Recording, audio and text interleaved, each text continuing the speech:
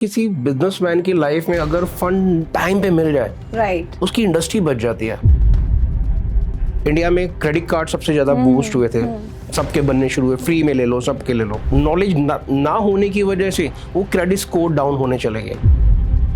कितने तरह के लोन होते हैं? लोगों को सिर्फ 2 या 3 लोन का पता होता है। जी। या तो home loan against property, unsecured में पर्सनल लोन या बिजनेस लोन। लड़की हो, घर पे हो, वर्किंग नहीं हो, अगर आपको कुछ अपना खुद का करना है, आपको लोन नहीं मिलेगा।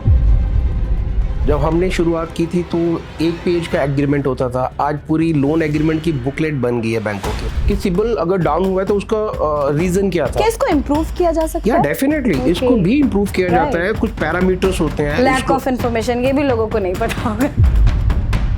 वो कहते थे यार इनकम टैक्स वाले को रिटर्न फाइल करने का मतलब होता है इनकम टैक्स को घर बुला लो। अलग अलग लोगों के लिए वो जो ब्याज की दरें होती है, इसमें डिफरेंसेस क्यों आता है? क्यों ये अलग क्यों होता है? मुझे लगता है कि आपका सिबिल स्कोर बहुत तगड़ा होगा। नहीं, ठीक है, ये ऑब्वियसली कि इनकम टैक्स में आपकी रिटर्न है 5 से 6 लाख, लेकिन बैंक यहाँ आपको 1.5 करोड़ का लोन दे रहा है। स्टार्टअप वालों के लिए क्या होता है? स्टार्टअप एक इजी कॉन्सेप्ट है मार्केट में। आप क्या हम एक साथ कई सारे लोन ले सकते हैं क्या? हाँ, डेफिनेटली ले सकते हैं। आप जैसे सपोज आपकी टर्नओवर 5-7 करोड़ है तो अब रिक्वायरमेंट तो आपको घर की भी होगी। गोल्ड लोन क्या है? आपका सिबिल खराब हो तब आपको गोल्ड की तरफ जाना चाहिए। लोग आपको लोन गुरु क्यों कहते हैं? 90+ हमारे पास बैंक और NBFC हैं जिनके हम पैनल पे हैं, जिनके साथ मिलकर हम काम करते हैं। मोदी जी के इन इंडिया, राइट, तो काफी बदलाव आया है फाइनेंस इंडस्ट्री में, MSME के अंदर। वुमेन्स के लिए भी काफी वुमेन्स के लिए तो right? बहुत ज्यादा काम किया है। मैं तो अप्रिशिएट करता हूँ।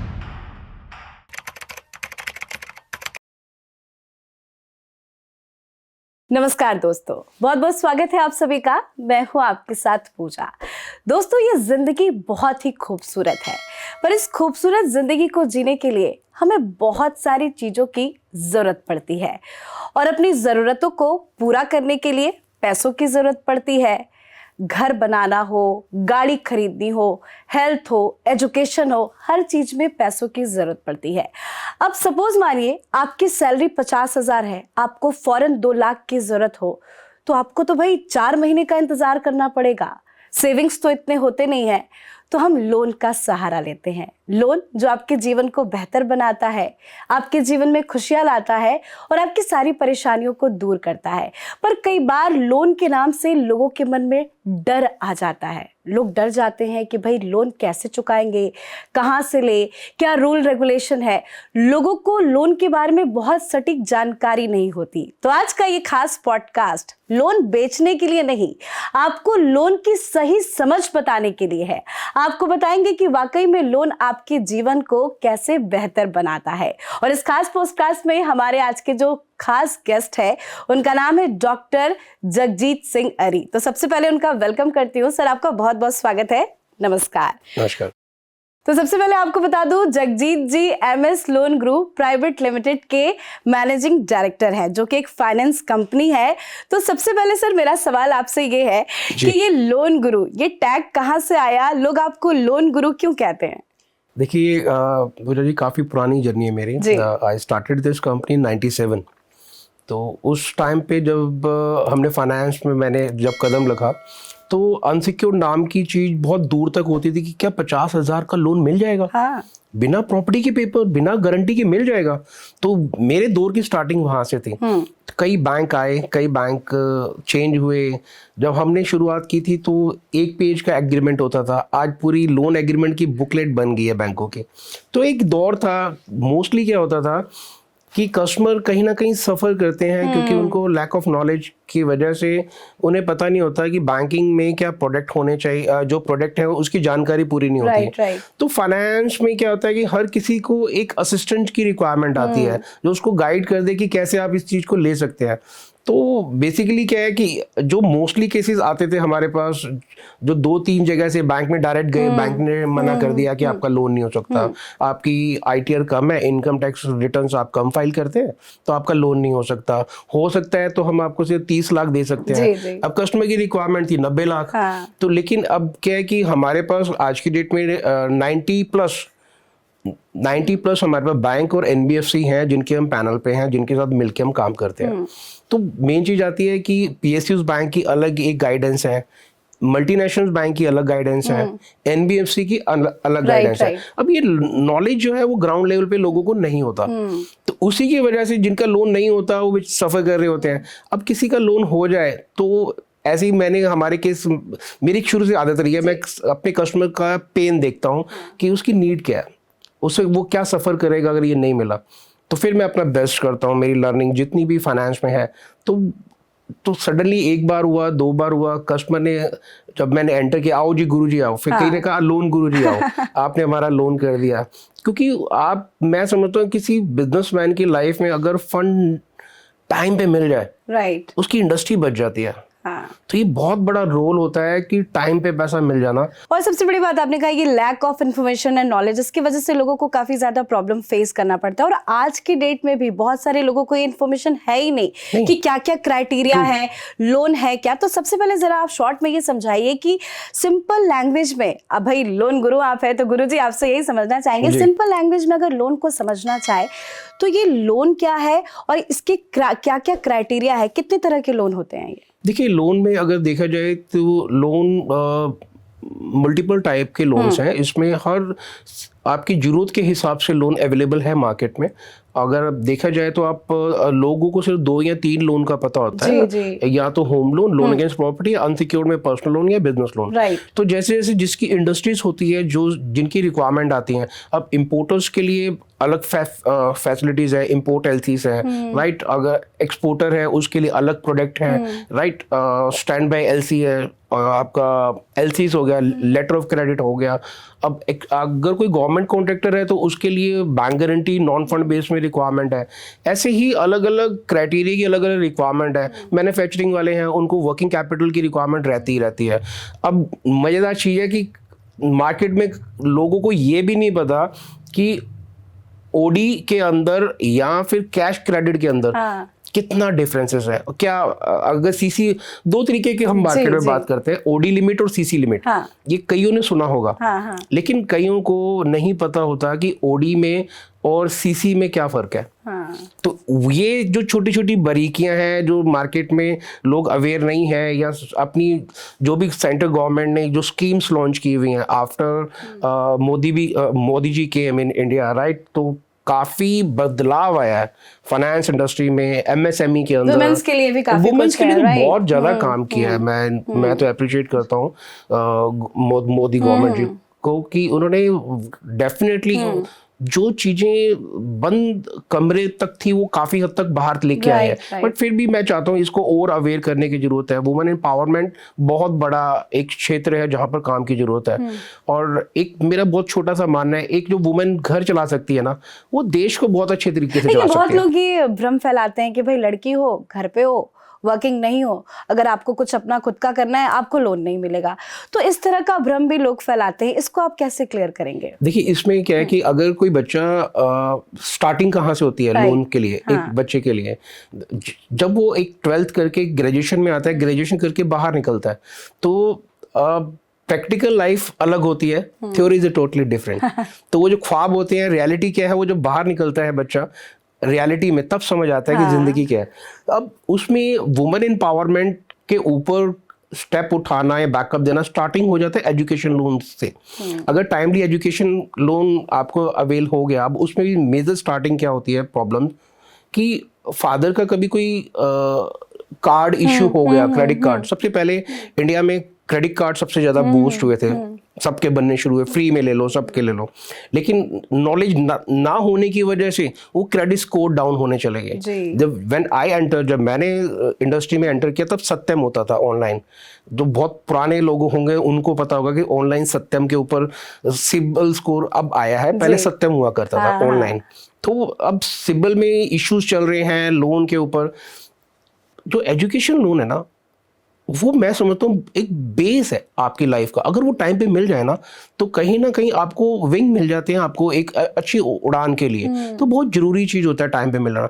अब क्या होता है, पेरेंट्स का सिबिल स्कोर खराब है तो आप नॉर्मल बैंक में गए, बैंक ने उसको डिनाई कर दिया, नहीं आपका क्रेडिट सिबिल स्कोर स्कोर खराब खराब है, है। बिल्कुल, तो गवर्नमेंट की पॉलिसी क्या कहती है कि हाँ। अनसिक्योर्ड विदाउट कोलेटरल जो है हम आपको सिर्फ 10 लाख का लोन कर सकते जी। हैं, 8 लाख का लोन कर सकते हैं, इससे ऊपर नहीं दे सकते। हाँ। तो उसके लिए या तो आप गारंटर लाएं या फिर आपको कोई अच्छी कोई कोलेटरल है। तो हर किसी के पास प्रॉपर्टी नहीं है, बच्चा टैलेंटेड है, वो कुछ करना चाहता है अपने लिए, अपनी फैमिली के लिए, अपने नेशंस के लिए, क्योंकि टैलेंट तो कहीं से भी निकल सकता है। तो उसके लिए बहुत सोचा गया। फिर उसमें कई सारी एनबीएफसीज ने अपने अपने प्रोडक्ट बनाए, कई एनबीएफसी के साथ साथ कई एमएनसीज बैंक ने बनाए कि पीएसयूज के साथ साथ जो हमारे नेट गवर्नमेंट बैंक है उनके अलावा जो बाकी पॉलिसीज बनी ताकि एक ग्राउंड लेवल पे उनकी हेल्प हो पाए। लेकिन बात वही आती है अवेयरनेस। हाँ, अवेयरनेस नहीं है तो कुछ नहीं है। और कई बार ऐसा होता है कि लोगों को अवेयरनेस नहीं है, लोन रिजेक्शंस की न्यूज़ बहुत आती है और मुझे तो लगता है कि लोग बहुत सेलिब्रेट करते हैं अगर लोन अप्रूव हो गया तो it's a very good news for, अगर आप घर के लिए ले रहे हैं, किसी गाड़ी के लिए ले रहे हैं तो वो सेलिब्रेट करते हैं कि अरे भैया हमारा लोन अप्रूव हो गया। तो रिजेक्शन की बात करते हैं, रिजेक्शंस में क्या क्या चीज़ों का ध्यान रखना चाहिए और ये रिजेक्शंस आखिर होते क्यों हैं? बेसिकली कोई भी लोन की इंडस्ट्री हो सबसे मेजर पार्ट देखा जाता है credit score, right. Credit score में आपका अगर 700 से लेस है स्कोर तो उसमें इश्यूज कॉम्प्लिकेशंस आने पड़ती है 720 750। बेसिकली क्या होता है, स्टार्टिंग होती है 700, मिनिमम जो सिबिल स्कोर चाहिए होता है वो 700 प्लस। अदरवाइज कई बार हम क्या करते हैं, हम लोग 650 पे भी काम कर लेते हैं।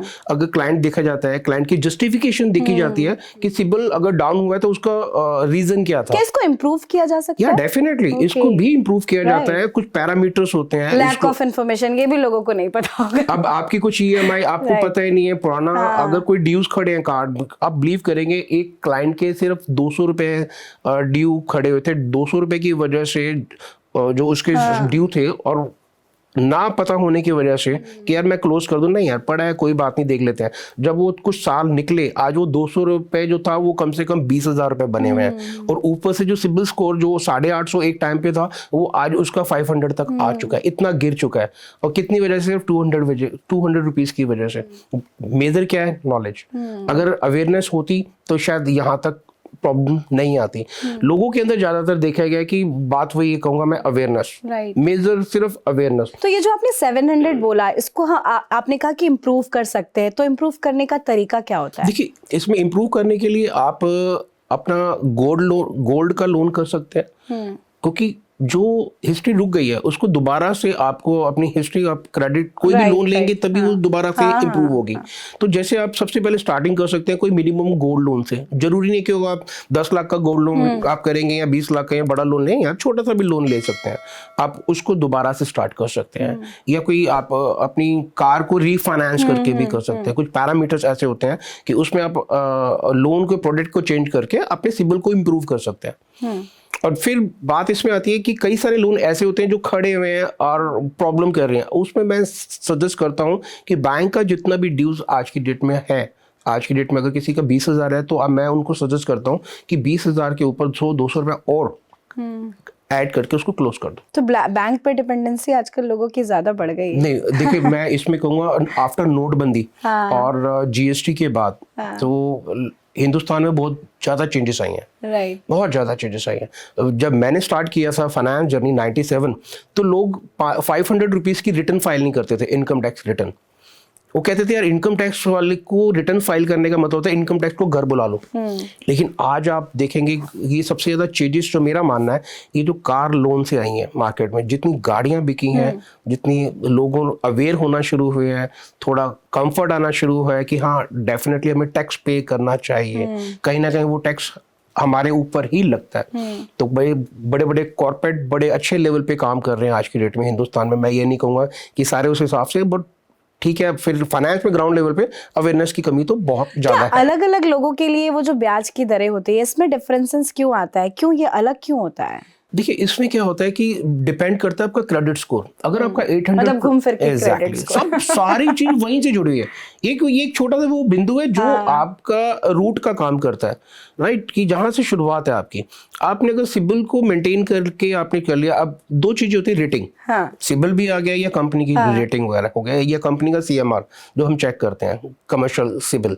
तो ये सारे पॉइंट्स होते हैं आपकी क्रेडिट हिस्ट्री पे, कि आपकी अपनी पास की हिस्ट्री फाइनेंस में रीपेमेंट कैसे रही है। आज मैं कई बार अपने कस्टमर को भी कहता हूँ, सर आप कई बार क्या कहते हैं, आप अपने रिलेटिव से बोलना पसंद नहीं करते कि मुझे 50 लाख चाहिए या मुझे 2 करोड़ चाहिए। एक टोकना चाहूंगी, आप जिस तरह से समझा रहे हैं मुझे लगता है कि आपका सिबिल स्कोर बहुत तगड़ा होगा। नहीं ठीक है, ये ऑब्वियसली जब कहते हैं हम दूसरों को सलाह दे रहे होते हैं बता रही है सर, तो आपको पता होता है ना कि कैसे मेंटेन करना है। मेंटेन करना इज इंपॉर्टेंट, राइट। तो बेसिकली मैं कह रहा था, मैं मोस्टली अनसिक्योर्ड लोन की मैं बात करता हूँ। अनसिक्योर्ड लोन में मैं अपने कस्टमर को हमेशा सजेस्ट करता हूँ, सर अगर आपके पास बिजनेस कभी भी कोई भी एक अपॉर्चुनिटी मिल जाती है बिजनेस में, कोई आपको कॉन्ट्रैक्ट नया मिल गया, कोई ऐसी डील आ गई जो सडनली आपको पैसा चाहिए और आपको पता है कि इसमें कम से कम 20 या 25% मार्जिन मिनिमम है या 15% तो कहीं नहीं गया, तो फिर अगर 15% मिनिमम मार्जिन है तो उसमें अगर बैंक को अगर हम 1% से 2% पे कर देते हैं, 1% मंथली भी पे कर दे अनसिक्योर्ड का, तो एक साल में 10 से 12% इंटरेस्ट पड़ता है और किसी से आपने बोरो भी नहीं करना और अपने सेल्फ क्रेडिट स्कोर के ऊपर आपने अपने फाइनेंशियल्स, इनकम टैक्स के डॉक्यूमेंट और अपनी बैलेंस शीट आपने सबमिट करनी है। 1 साल की बैंक अकाउंट स्टेटमेंट, बैंक उसको एनालाइज कर लेता है कि आपकी पास हिस्ट्री कैसी है, क्रेडिट कैसे है, आपके डेटर क्रेडिटर्स कैसे हैं, आपके उनके साथ लेन देन कैसा है, टाइमली है, उसके बेस के ऊपर बैंक आपको फंड कर देता है। अब आपने बोला रेट ऑफ इंटरेस्ट, तो मैटर करता है जिसकी ट्रांजेक्शन बिल्कुल स्मूथ और टाइमली है तो उसको रेटिंग में उस हिसाब से इंटरेस्ट मिल जाता है। अनसिक्योर्ड में अगर मैं बात करूं, अनसिक्योर्ड बिजनेस लोन की, अनसिक्योर्ड बिजनेस लोन हम लोग शुरू कर देते हैं 14.5% रिड्यूसिंग से लेके और ये फिर जाता है 22%, 23%। अब देखो कितना गैप आ गया, गैप काफी ज्यादा है, बहुत ज्यादा गैप है। लेकिन मैटर करता है कि आपकी रीपेमेंट टाइमली है कि नहीं है। अब आपको आज 50 लाख चाहिए या 1 करोड़ रुपए चाहिए, अब बैंक के पास गए, बैंक ने आपकी बैलेंस शीट और आपकी टर्नओवर के अकॉर्डिंगली, आपकी अगर टर्नओवर 5 करोड़ है, बैंक ने देखा ठीक है मैं 1 करोड़ तक दे सकता हूँ 50 लाख, वो आप बैंक 4 to 5 डेज में हम लोग सैंक्शन करवा के डिसबर्समेंट कर देते हैं क्लाइंट के अकाउंट में। हार्डली 5 to 7 डेज में क्रेडिट भी हो जाता है। एक बार रीपेमेंट अच्छी होगी तो बैंक से आप आपके पास आप एलिजिबल हो जाते हो 3 से 5 करोड़ रुपए लेने तक के, फिर 3 से फिर 10 करोड़ तक, 10 से फिर 20 करोड़ तक बढ़ता ही जाता है। एग्जैक्टली। एक चीज और समझाइए, कई बार ऐसा होता है कि नो डाउट वर्किंग लोग जो रहते हैं वो लोन लेते हैं, बिजनेस पर्सन जो होते हैं वो भी लोन लेते हैं, तो दोनों में क्या डिफरेंस है? क्या दोनों में लोन लेने की जो शर्तें होती है वो क्या अलग अलग होती है? नहीं, सैलरीड क्लास में एक अलग होती है। सैलरीड में क्या होता है कि एक सैलरी, फायदा किसको, पहले ये बताइए फायदा किससे होता है? देखिए मैं बताऊं, फायदा दोनों को ही है, क्योंकि दोनों प्रोडक्ट अलग अलग हैं, नीड के अकॉर्डिंगली प्रोडक्ट बने हैं। आप अगर जॉब कर रहे हैं, आपकी सैलरी 50,000 है, तो आपको अगर आपको अगर 40 लाख रुपए का होम लोन चाहिए या आपको 50 लाख रुपए चाहिए, तो अकॉर्डिंग टू आपकी जो सैलरी है आप उसका 50 to 65% ऑफ योर जो भी सैलरी है आपके जो आपकी क्रेडिट हो रही है आपके अकाउंट में, आप उसका पे कर सकते हैं, राइट। ये एक बनाया है। अगर दूसरे प्रोडक्ट की बात करें तो इसमें आप MNCs में इतने सारे प्रोडक्ट बना दिए हैं कि अगर आपकी वाइफ को एप्लीकेंट है, उनका एवरेज बैलेंस ठीक है, लाख रुपए पड़ा हुआ है या 2 लाख 1.5 लाख रुपए होता ही नॉर्मली है ना, तो उस हिसाब से आप 1 करोड़ रुपए के लिए एलिजिबल बन जाते हैं। तो सीधी अब देखा जाए कि इनकम टैक्स में आपकी रिटर्न है 5 से 6 लाख, लेकिन बैंक यहाँ आपको 1.5 करोड़ का लोन दे रहा है। तो वो प्रोडक्ट है, सब अलग अलग प्रोडक्ट बनाए गए अकॉर्डिंग टू कस्टमर नीड जी। अब वो बैंक को पता होता है कि आपकी रीपेमेंट एक्चुअल में क्या है। आपका बिजनेस अच्छा है, आपका अपना ठीक है, किसी इंडस्ट्री में क्या होता है मार्जिन कम होता है, बिजनेस में प्रॉफिट कम होता है क्योंकि ज्यादातर पैसा मार्केट में रहता है, मार्जिन भी कम होता है, उसी के अकॉर्डिंगली करते हैं। और जो स्टार्टअप्स स्टार्ट करना चाहते हैं, स्टार्टअप वालों के लिए क्या होता है? देखिए स्टार्टअप के लिए मैं तो पहले मोदी जी का धन्यवाद करना चाहूंगा, उन्होंने जो रेवोल्यूशनरी चीजें क्रिएट कर दी हैं हिंदुस्तान के अंदर आज की डेट में। तो स्टार्टअप एक इजी कॉन्सेप्ट है मार्केट में। आप अपने कोई भी आप जो प्रोजेक्ट आपके माइंड में आया, हाँ. आप अपनी एक 2 पेजर प्रोजेक्ट बैलेंस शीट बनाए according to your fund requirement. तो वो आप अपने सबसे पहले मैं प्रेफर करूंगा आपको अपने बैंक में जाना चाहिए जहां आपका अकाउंट है। राइट। सबसे पहले आप अपने बैंक से मिलें, अपने बैंक को बोलें कि सर मैंने ये प्रोजेक्ट शुरू करना है और ये मेरा एक्सपीरियंस है और ये मैं करना चाहता हूँ। तो उसके अकॉर्डिंगली बैंक आपसे कुछ बेसिक डॉक्यूमेंट्स की डिमांड करता है, just like a project report, आपके केवाईसी, उद्यम सर्टिफिकेट्स एंड नॉर्मल डॉक्यूमेंट, वो आप सबमिट करते हैं। बैंक उसमें 3 से 5 दिन का टाइम लगा के, क्योंकि इतनी पावर मोस्टली सभी बैंकों की होती है कि 20 से 50 लाख बैंक ग्राउंड लेवल पे ही सैंक्शन कर देते हैं। Okay okay okay. अगर फिर भी दिक्कत आती है हाँ. तो पैरामीटर्स में फिट नहीं हो पाते हैं, या हर बैंक में मैं कहूंगा कि बैंक बड़े ये बैंक वाले बड़े परेशान करते हैं कई बार। मैं इसी पे बात करने वाला था आपसे। मैंने अपनी लाइफ में कई कस्टमर सुना यार ये बैंक बड़ा खराब है। मैं नाम नहीं लूंगा पर्टिकुलर ये बैंक, नहीं, लोगों को पता है, नाम लेने की जरूरत नहीं, कई बार लोग इरिटेट हो जाते हैं। वो कहते हैं, बट मैं कहता हूँ इतना बड़ा बैंक जो जिसका मतलब आज की डेट में 5 लाख करोड़ का बैकअप है, सिस्टम है, इतने बड़े बड़े कॉर्पोरेट बैंक, अब उनको कह देते हैं नहीं यार ये बैंक बड़ा खराब है। अब इवन पीएसयू बैंक के बारे में भी बड़े सारे ही मोस्टली बैंक, अब होता क्या है कि कई बार आपका जो पुराना मैनेजर था, ब्रांच मैनेजर, उसके साथ एक उसका व्यवहार बड़ा अच्छा था, वो आपसे पोलाइटली बात करता था, आप कई चीजों को इग्नोर कर जाते थे। चलो कोई बात नहीं, पोलाइटनेस है, चलो कोई बात नहीं सर कर देना, उसने politeness sir sir sorry sir करके 5 दिन निकाल दे, कोई बात नहीं। अब कई बार कहता है कोई बंदा आपसे रूडली बिहेव करता है, और नेचर की बात आती है, बैंक कभी गलत नहीं होता। मैं सबको ये सलाह करता हूँ, बैंक कभी गलत नहीं होता, तो जो सर्विस देने वाला होता है आपके सामने, अब उसकी नेचर आपको कई बार प्रोसेस में काफी ज्यादा डिले हो जाता है, खिंच जाता है, वो बैकअप नहीं देना चाहता है, या आपको मोल्ड नहीं करना चाह रहा, कंफर्ट नहीं देना चाह रहा। अब इसमें भी मैं ये नहीं कहूंगा कि कई बार क्या होता है, बैंक मैनेजर भी बहुत अच्छे होते हैं, अब उनके ऊपर इतना बड़ा प्रेशर होता है कि उन्होंने लोन भी बांटने हैं, और आरबीआई की सारे सर्कुलर भी देखने हैं, ब्रांच भी चलानी है, फिर रिकवरी भी करनी है, तो उनके ऊपर एक अलग प्रेशर होता है। अब आते हैं सर मेन टॉपिक पे, क्योंकि अगर किसी को लोन लेना है, चाहे वो बिजनेस पर्सन हो या सैलरीड पर्सन हो, किसी को भी, विमेन हो, कोई भी हो, अगर हमें किसी की जरूरत है, हमें लोन लेना है, तो क्या क्या वो डॉक्यूमेंट इज वेरी इंपॉर्टेंट वो आपके पास होने चाहिए, किन किन डॉक्यूमेंट की जरूरत पड़ती है?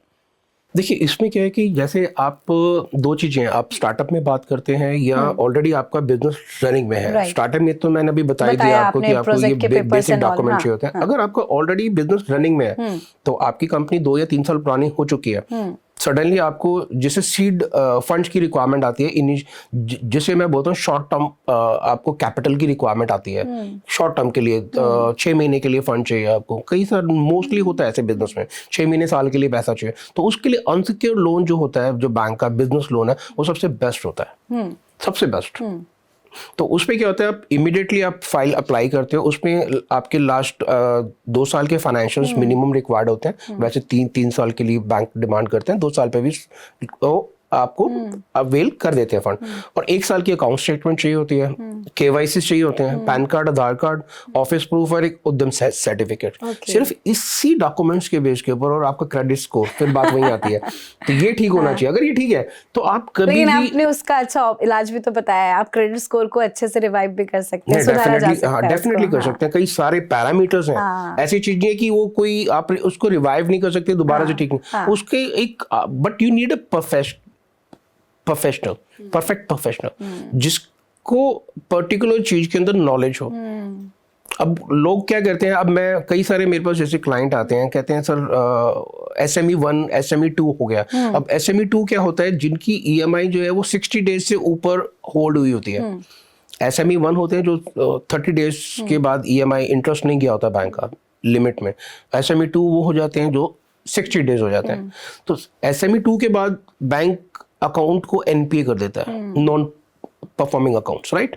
तो ये भी एक मेजर पार्ट है। अब कई बार क्या होता है कि कई ऐसे अकाउंट्स होते हैं जिनके अंदर ऑर्डर इन हैंड अच्छे होते हैं, कोलेटरल का बैकअप भी बड़ा अच्छा होता है, बट कुछ सर्कमस्टांसेस ऐसे आ जाते हैं, कई बार कोई मेजर उनके जो डेटर्स होते हैं, जो पेमेंट टाइम पे उनको नहीं दे पाते हैं, तो उसकी वजह से जब फंड का फ्लो मार्केट से नहीं आता, तो वो अकाउंट NPA की स्टेज पे चला जाता है। तो अब ऐसे भी हम NPA अकाउंट को भी हम दोबारा से रिस्ट्रक्चरिंग कर सकते हैं, वो भी अवेलेबल है, बट उसके लिए आपको पता होना चाहिए कि कौन सा आपका जो प्रोफेशनल्स हैं, तो उनकी अपनी क्या नॉलेज है, कितनी किस हिसाब से एक्सपर्टीज है बैंकिंग के बारे में। मेरा एक ही मानना है, अगर आपके पास बेस्ट आपके पास अगर गाइडेंस है फाइनेंस से रिलेटेड, तो बैंकिंग में लेकिन कभी लोग भी तो यहाँ भटक जाते हैं, सीए को पकड़ लेते हैं जाके। नहीं, सीए देखो, मैं यहाँ पर सीए को बिल्कुल वो नहीं कहूंगा। चार्टर्ड अकाउंटेंट भी एक अच्छी स्टडी के बाद नॉलेज लेके आते हैं, और सबसे बड़ी चीज है कि बैंकर के साथ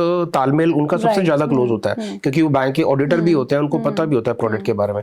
लेकिन मोस्टली सीए कई जीएसटी का काम कर रहे हैं आज की डेट में, आज क्योंकि कई कॉम्प्लिकेशंस ज्यादा आ चुकी हैं, है ना, अपने अपने फील्ड के अंदर। तो कई मैंने सीए देखा इनकम टैक्स से ही देखते हैं, वो सीधा ऐसे चलने वाले होते हैं, नहीं यार हम लोन नहीं देखते, हम आगे रेफर कर देते हैं। अब कई सीए अपनी मतलब अकाउंटेंसी को छोड़ के लोन का काम ज्यादा कर रहे हैं। तो हर एक का एक मोटो है, इंटरेस्ट है, जहाँ जिसका इंटरेस्ट आता है वो उस पर ज्यादा काम सर एक चीज और बताइए कि क्या हम एक साथ कई सारे लोन ले सकते हैं क्या? हाँ, डेफिनेटली ले सकते हैं आप जैसे सपोज आपकी टर्नओवर 5-7 करोड़ है, तो अब रिक्वायरमेंट तो आपको घर की भी होगी। तो कई बार पेरेंट्स के घर में आप कहते हैं नहीं, एक आप मैरिड हैं, बच्चे हैं, चलो एक घर एक बनाया जाए, नहीं तो इन्वेस्टमेंट पर्पज से भी बनाया जाए। आज की डेट में जैसे सबका माइंडसेट होता है, तो उसके लिए होम लोन कर लिया। तो होम लोन के साथ साथ अब गाड़ी भी चाहिए, क्योंकि स्टेटस है आजकल, क्या नहीं चाहिए, गाड़ी घर बंगला चले नहीं सब सकते। चाहिए। वाइफ है, बच्चे हैं, तो बिना तो पापा की बात अलग है, लेकिन आपको प्राइवेट भी चाहिए, क्योंकि वाइफ के साथ बाहर जाना है बच्चों के साथ, तो एक गाड़ी और चाहिए, तो गाड़ी भी हो गई। पहले हो गया हाउसिंग लोन, फिर गाड़ी भी आ गई। अब क्या होता है, सडनली बीच में अगर कुछ ऑर्डर इन हैंड अच्छे आ गए या बिजनेस को बैकअप देना है, तो आपको अनसिक्योर्ड फंड भी चाहिए। तो अनसिक्योर्ड चाहिए तो फिर एक बिजनेस लोन आ गया। अब आपको बिजनेस लोन के अंदर इक्विपमेंट भी चाहिए, अगर कई बार इक्विपमेंट बाय करनी है तो इक्विपमेंट लोन अलग से आ गया। अगर ऐसे ही करना है तो फिर जैसे बिजनेस चला रहे हैं, तो उसमें वर्किंग कैपिटल का भी बैकअप चाहिए, तो उसमें फिर कईयों की लिमिट भी चल रही होती है, ओवरड्राफ्ट लिमिट वगैरह। तो आप ले लो, कार लोन आ गया आपके पास, होम लोन भी चल रहा है, बिजनेस लोन भी चल रहा है, इक्विपमेंट लोन भी चल रहा है, और बच्चे अगर कहीं हायर एजुकेशन के लिए बाहर जा रहा है तो उसका एजुकेशन लोन भी चल रहा है। एक चीज आप मिस कर गए हैं, याद दिलाना चाहूंगी, गोल्ड लोन। जरा इसके बारे में भी हमारे व्यूअर्स को बताइए, गोल्ड लोन क्या है?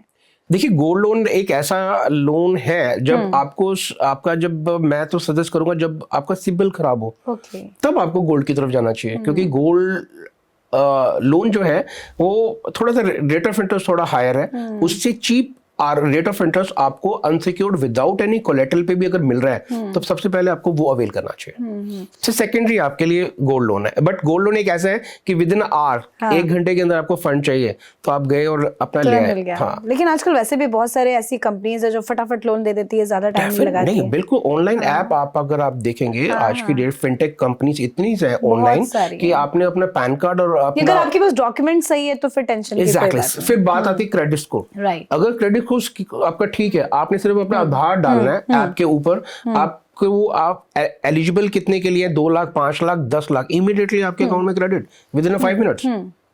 तो आज कहीं ना कहीं फैसिलिटीज तो बहुत आ चुकी हैं, नो डाउट। तो वो लंबा प्रोसेस, वो लंबा दौर जो शॉर्ट फंड के लिए नहीं है। देखिए, एक सच्चाई है, लोग सुनते हैं लोन तो डर तो जाते हैं कि यार इतने साल लग जाएंगे, पता नहीं कब लोन क्लियर हो जाएगा, एक टेंशन भी होता है। लेकिन कुछ लोग इतने स्मार्ट है कि वो प्री पेमेंट भी कर देते हैं। तो जरा इसके बारे में बताइए, ये प्री पेमेंट क्या होता है, और अगर आप प्री पेमेंट कर रहे हैं, एक ईएमआई आपने एक्स्ट्रा दे दी, तो उससे फायदा और बेनिफिट क्या होता है? देखो, डेफिनेटली आप अगर अपना टाइम से पहले लोन क्लोज करना चाहते हैं, उसका बेनिफिट तो होता ही है। सपोज जैसे आपने एक बैंक से लोन अगेंस्ट प्रॉपर्टी आपने कराया नियर अबाउट 50 लाख का या 2 करोड़ रुपए का, व्हाटएवर द फिगर। तो सपोज हम 2 करोड़ पे बात करते हैं, 2 करोड़ का आपने लोन अगेंस्ट प्रॉपर्टी लिया, तो उसको आपके पास आपको लगता है कि मैं उसको रीपे करना चाहता हूँ, तो बैंक भी आपको 4 तरीके से ऑप्शन उसमें देता है। आप ईयरली उसमें 25% आप डिपॉजिट कर सकते हैं, या कई लोग क्या करते हैं कि बैंक जैसे 25% से ज्यादा एक साल में एक्सेप्ट नहीं करता है टर्म लोन के अंदर, राइट। अगर वर्किंग कैपिटल है तो वर्किंग कैपिटल का मतलब ये जितना आपने विड्रॉ किया उसका इंटरेस्ट पे करना है, अदरवाइज जो आपने पे नहीं किया उसका इंटरेस्ट नहीं देना। अब टर्म लोन में क्या है, अब 2 चीजें बड़ी इंपॉर्टेंट है यहाँ पर।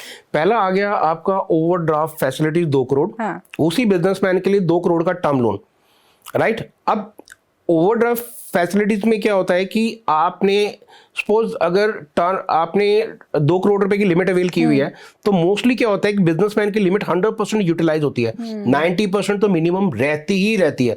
तो मेरा वहां कहने का मतलब है कस्टमर को कि आप कम से कम उसका 50% जो अमाउंट है वो टर्म लोन में कन्वर्ट कर लें।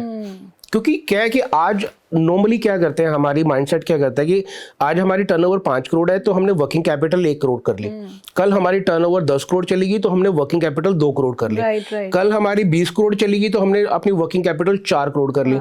तो होता क्या है कि बिजनेस तो ग्रोथ कर रहा है बट हमारी लाइबिलिटीज भी बढ़ती जा रही हैं, क्योंकि एक साथ तो पैसा बिजनेस से निकल नहीं पाता। हाँ। तो फंड और चाहिए होता है। तो यहाँ मैं कस्टमर को सजेस्ट करता हूँ कि धीरे धीरे बिजनेस से ही पैसा निकलता रहता है। अब टर्म लोन में क्या होता है कि आपकी लाइबिलिटीज, अगर आपने 3 साल का बिजनेस लोन लिया तो 3 साल के बाद आपकी लाइबिलिटीज 0, क्योंकि टर्म लोन में इंस्टॉलमेंट के साथ साथ प्रिंसिपल भी जाना शुरू हो जाता है, तो आपका प्रिंसिपल भी खत्म।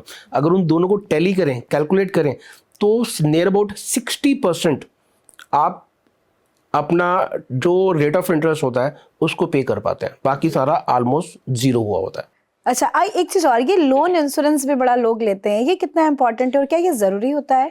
मैं पहले तो हम लोग बहुत कम किया करते थे, लेकिन मैं आज की डेट में सजेस्ट करता हूँ आफ्टर कोविड मेरा मानना है कि मतलब पेड़ के पत्तों की तरह डेड बॉडीज, वाकई में जैसे सावन निकलता है तो पतझड़ आता है, वैसे उस हिसाब से देखो दर्द तो उसको पता होता है जिसके घर का कोई गया है। और मैं नहीं समझता कि पूरे हिंदुस्तान में या वर्ल्ड में शायद ही कोई हो जिसके घर का कोई ना गया हो। बिल्कुल। तो लेकिन एक तरफ से यहाँ सबसे बड़ा प्लस पॉइंट होता है अपनी फैमिली को आप सेव कर देते हो इंश्योरेंस करा के।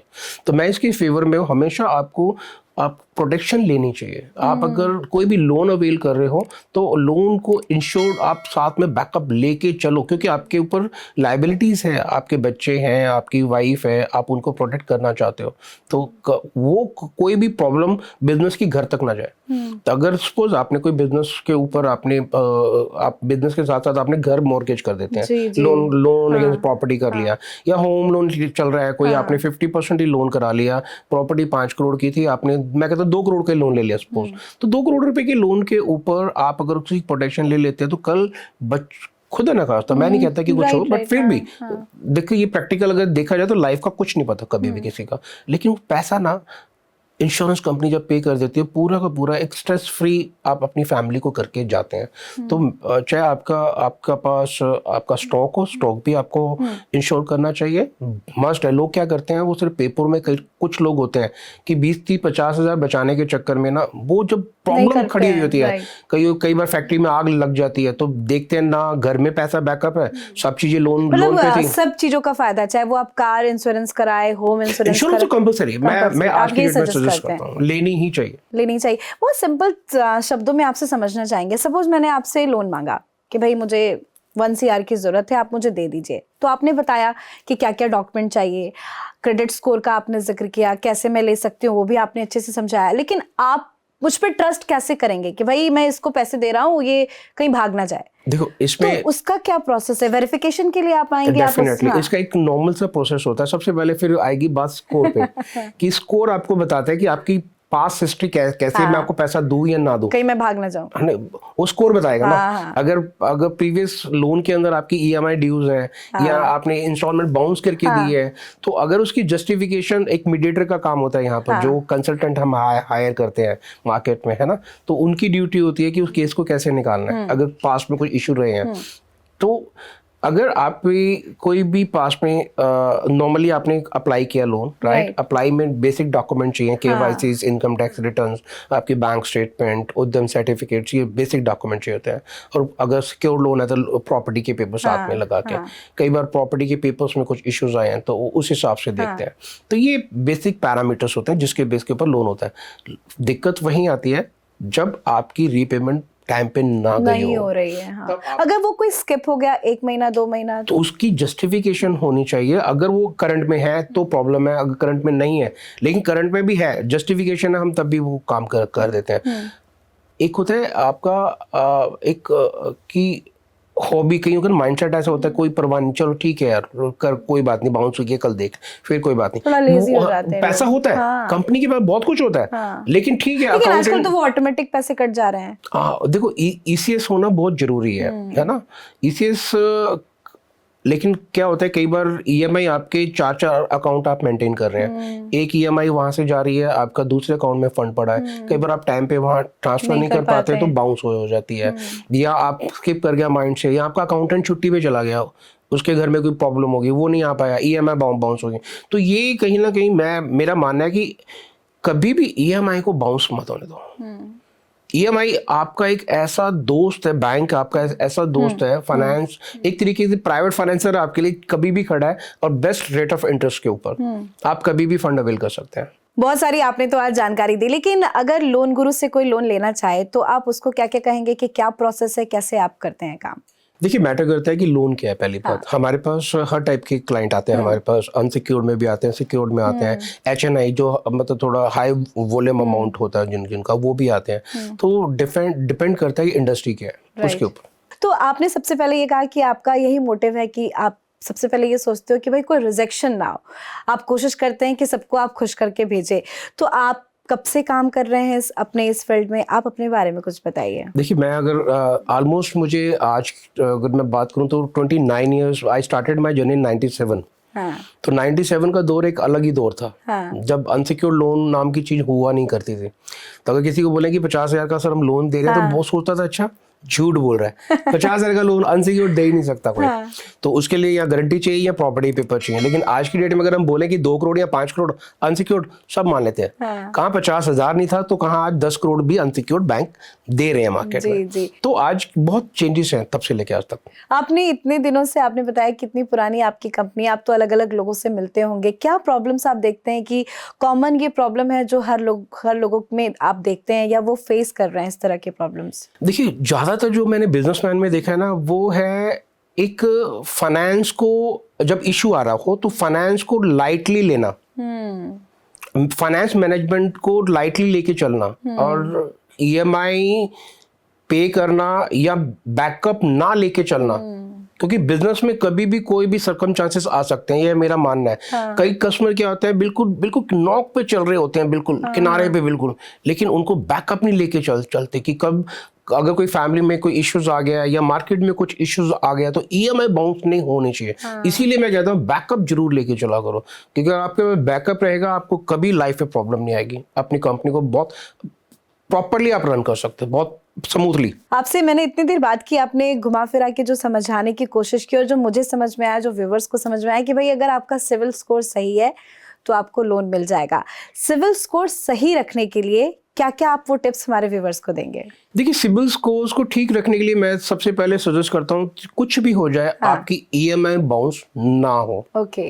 दूसरी चीज, अगर पास्ट में कुछ ऐसी गलती होगी, कई बार नहीं पता होता क्रेडिट कार्ड के बारे में, ऐसे है ना कि कार्ड की कोई पेमेंट ड्यू आ गई है या कुछ इंश्योरेंस हो जाती है क्रेडिट कार्ड में। कई बार माइंड में होता है कि मैंने कार्ड तो यूज नहीं किया, लेकिन इंश्योरेंस कंपनी ऑटो कई बार जनरेट कर देते हैं क्रेडिट कार्ड में, तो वो आपको नहीं पता होता, वो भी पे करनी है।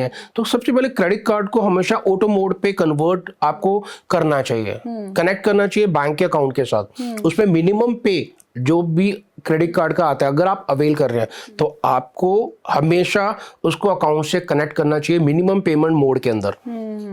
एक चीज उससे होगी कि कभी भी आपके क्रेडिट कार्ड से रिलेटेड इश्यूज नहीं आएंगे। फिर नंबर 2 आता है आपके लोन्स।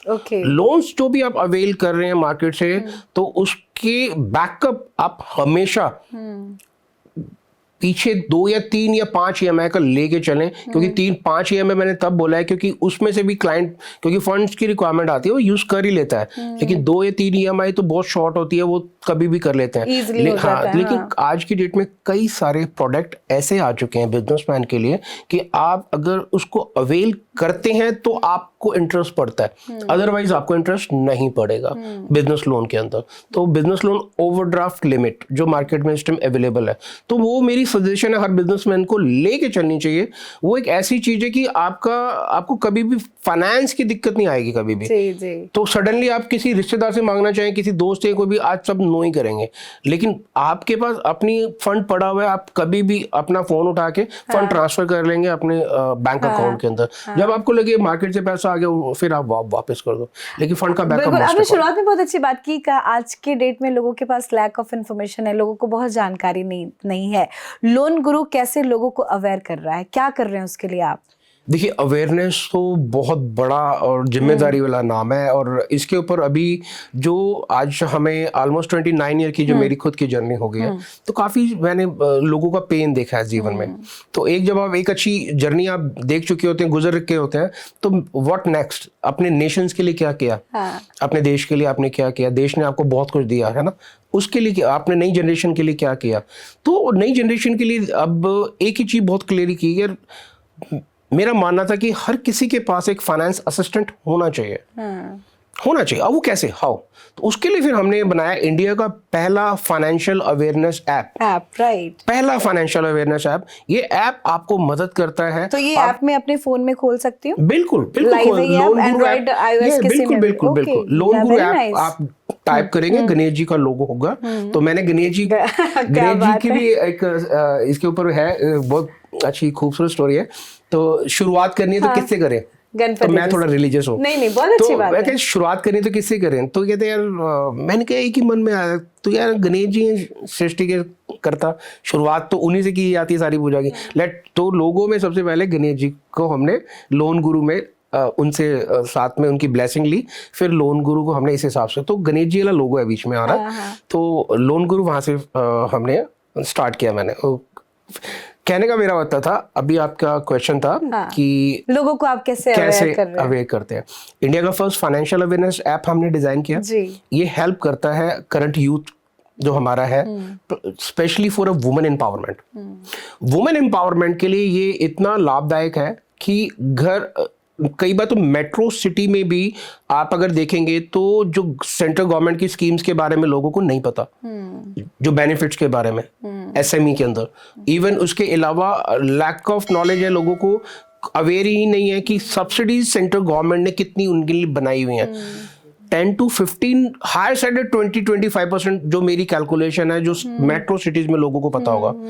रूरल में क्या 5 to 3%। उनको तो कुछ पता ही नहीं, और वो तो इधर उधर से ले लेते हैं, वो भी उसका ब्याज इतना ज्यादा देते हैं कि उससे बेटर कि आप किसी कंपनी से ले लो। सबसे बड़ी प्रॉब्लम गवर्नमेंट ने कितना कुछ किया हुआ है, उनको नहीं पता है। सेंटर ने इवन स्टेट की स्कीम्स है फॉर स्पेशली फॉर वुमेन्स, इतनी स्कीम्स है। और गांव में एक प्रॉब्लम ये भी है, अभी तो ठीक है लोगों को सिटीज में पता है, इन्फॉर्मेशन है, अगर किसी को नहीं इसके बारे में जानकारी है, अगर आपने मुझे पैसा दिया तो लोग आप मुझे घूरेंगे, रोज एहसान दिखाएंगे कि अरे मैंने पैसे दे रखे। ये एक ये प्रॉब्लम है गांव में। मेरा ये मानना है यहाँ पर आज की डेट में जो जनरेशन जो एजुकेटेड है ना, क्योंकि देखो कहीं ना कहीं पूरे हिंदुस्तान में आज जो एजुकेशन तो ग्राउंड लेवल तक जा चुकी है, रूट तो पकड़ लिया है ना आज की डेट में एजुकेशन ने। तो वो कहीं ना कहीं लाइफ चेंजेस का एकमात्र एक सहारा होता है। आप अपनी लाइफ चेंज कर सकते हैं सिर्फ एजुकेशन।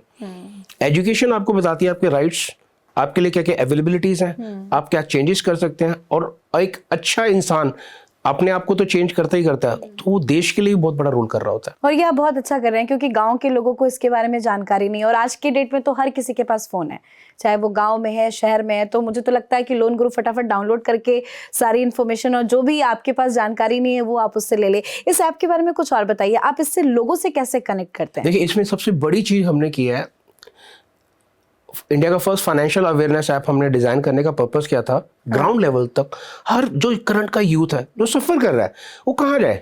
ठीक है, गवर्नमेंट की पॉलिसी बनी हुई है, लेकिन कैसे लें वो ही नहीं पता, कौन से प्रोडक्ट किसको अप्लाई करें, वो असिस्टेंट मिलता नहीं है।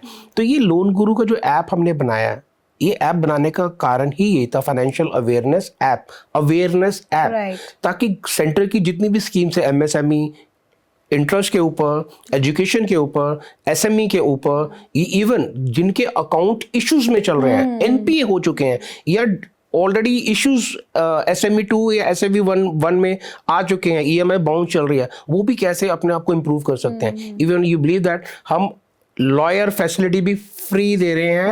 very nice. कि अगर आपका ऐप डाउनलोड है तो आप इंसॉल्वेंसी लॉयर, जो स्पेशल लॉयर जो बैंकिंग के होते हैं, आप उनसे भी गाइडेंस ले सकते हैं फ्री ऑफ कॉस्ट। तभी आप हैं लोन गुरु, आप समझ में आ रहा है मुझे। नहीं, ये तो देखो ब्लेसिंग की जरूरत होती है, और जहाँ ब्लेसिंग चलती है ना, मैंने लाइफ में सीखा है, लाइफ में अपने बड़ों से, कि जो आप ट्रांसपेरेंट रहें, बहुत बढ़िया, ट्रस्ट के साथ काम करें, और अपना बेस्ट दें, जब आप अपना बेस्ट करते हो ना तो वो कहीं ना कहीं रिजल्ट लेके आता है।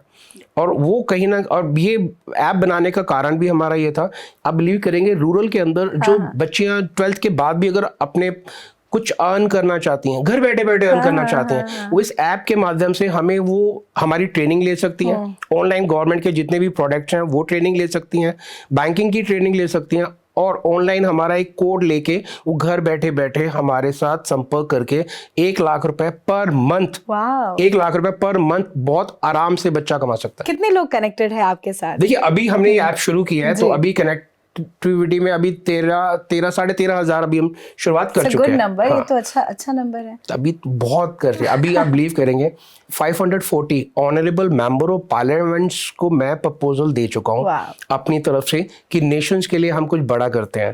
क्योंकि हर मेंबर ऑफ पार्लियामेंट के क्षेत्र के अंदर मिनिमम वोटर 17 लाख से कम नहीं है। किसी के क्षेत्र में 2 लाख वोटर है, 2 करोड़ वोटर है, किसी में 5 करोड़ है, बस 17 लाख से नीचे की वोटर नहीं है। मेरा मानना है कि 17 लाख वोटर्स में से भी अगर हम 10% के को भी चेंजेस कर पाए, सिर्फ 10%, तो वो भी फिगर जाके बैठती है 17,000, 1,70,000। 1,70,000 की फिगर बहुत होती है मैम एक मेंबर ऑफ पार्लियामेंट के एरिया में। तो वो प्रपोजल हमारे भी चल रहे हैं अभी। आप बहुत अच्छा काम कर रहे हो, और सबसे अच्छी बात है कि गांव तक आप पहुंच रहे हैं, वो बहुत अच्छी बात है। विलेजेस तक कोई पहुंच नहीं पाता, लोगों को अवेयर कर रहे हैं। आपने बहुत सारी जानकारी दी, और बहुत सारी ऐसी जानकारी दी जिसके बारे में मुझे भी शायद पता नहीं था। उसके लिए तो बहुत बहुत धन्यवाद सर आपका। लेकिन आप लोन गुरु हैं, हमारे व्यूअर्स को अब गुरुजी तो हमेशा टिप्स दे के जाते हैं, ऐसे नहीं जाने दूंगी। जाते जाते कुछ इंपॉर्टेंट टिप्स जो लोन की समस्या को फेस कर रहे हैं, उनके लिए आप क्या क्या देना चाहेंगे? ये बहुत इंपॉर्टेंट क्वेश्चन था आपका लास्ट में, कि जो लोन्स की इश्यूज फेस कर रहे हैं वो कैसे रिजॉल्व कर रहे हैं। ज्यादातर क्या चल रहा होता है, मिसमैनेजमेंट चल रहा होता है प्रोडक्ट्स को लेके। कब किस प्रोडक्ट को आपने ज्यादा यूज करना है, कब किसी प्रोडक्ट को कम यूज करना है, ये मेन चीज होता है। कई बार क्या करते हैं हम, इंस्टॉलमेंट लोन जो बिजनेस लोन होता है, हम बिजनेस लोन उठा लेते हैं 10 करोड़ रुपए। अब 10 करोड़ रुपए के ऊपर देखा जाए तो मंथली EMI जारी होती है हमारी वहां पर नियर अबाउट 30 से 35 लाख रुपए के आसपास हम लोग पे कर रहे होते हैं। कहा 30 लाख रुपए की EMI, वही अगर 10 करोड़ का लोन आपने ओवरड्राफ्ट फैसिलिटी में लिया हो तो आप सिर्फ 10 लाख रुपए पे करेंगे। राइट। तो वहां 1%, लेकिन यहां पर क्या होता है, ओब्लिगेशंस उस हिसाब से खड़ी रहती हैं। आप 10 लाख रुपए पर मंथ पे कर रहे हो 10 करोड़ के ऊपर, राइट। तो यहां पर क्या होता है, आप अगर देखेंगे 12 महीने के अंदर आपने ठीक ठाक यूज अमाउंट आपने यहाँ पर डिपॉजिट कर दिया, ठीक है, 10 लाख, 1 करोड़ 20 लाख रुपए आपने यहाँ डिपॉजिट कर दिया, रकम आपकी फिर खड़ी है 10 लाख। तो मेरा यहाँ सजेशन होता है कि लिमिट को हमेशा 75 to 60% आप जो है वो जैसे उसके ऊपर यूज होना शुरू हो जाए आप उसको टर्म लोन में कन्वर्ट कर दो। उस टर्म लोन की इंस्टॉलमेंट आपकी वर्किंग कैपिटल से जानी शुरू हो जाएगी, मंथली कभी भी बर्डन नहीं पड़ेगा कंपनी पे। आप वाकई में बहुत अच्छा काम कर रहे हैं, लेकिन जो लोग आपसे जुड़ना चाहते हैं, कांटेक्ट करना चाहते हैं, वो आपसे कैसे करें? देखिए हमारी वेबसाइट है longuru.in। आप थ्रू बाय वेबसाइट भी आप हमें संपर्क कर सकते हैं। सोशल प्लेटफॉर्म पे longuru.in हमारा इंस्टा पे भी पेज है, फेसबुक पे भी है, और प्लस ऐप के माध्यम से भी आप हमें जुड़ सकते हैं। टोल फ्री नंबर भी है हमारा।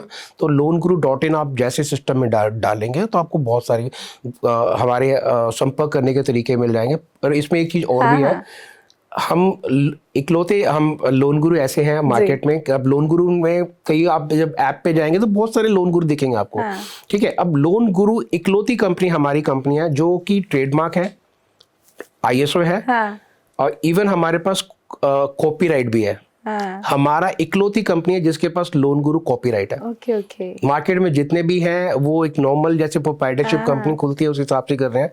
हमने सर्टिफिकेशंस में कभी कोई कॉम्प्रोमाइज नहीं किया, रिस्पेक्ट के साथ। क्वालिटी में भी हमने अपने आप को विजिलेंस में रजिस्टर्ड किया है ताकि ग्राउंड लेवल पे बेस्ट सर्विस और ट्रांसपेरेंसी के साथ काम करें। ओके, बहुत बहुत धन्यवाद, आपने इतनी जानकारी दी जगजीत जी, बहुत बहुत धन्यवाद। थैंक यू व्यूअर्स, आपका भी बहुत बहुत धन्यवाद जुड़ने के लिए। आज तो भाई एक बात तो आप समझ लीजिए, लोन ये शब्द से डरने की जरूरत नहीं है। बहुत सारे लोग लोन शब्द सुन के डर जाते हैं, घबराते हैं कि भाई कैसे लेंगे, कैसे क्लियर करेंगे।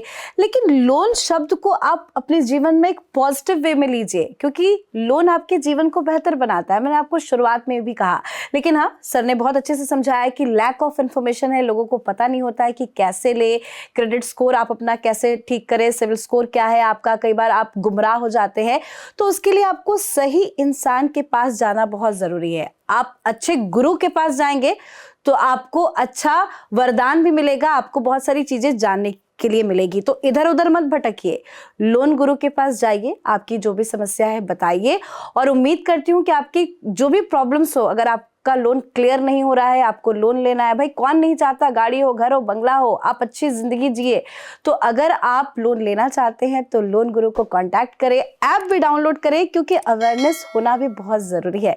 उम्मीद करते हैं कि आज का पॉडकास्ट आपको बहुत अच्छा लगा होगा। नमस्कार।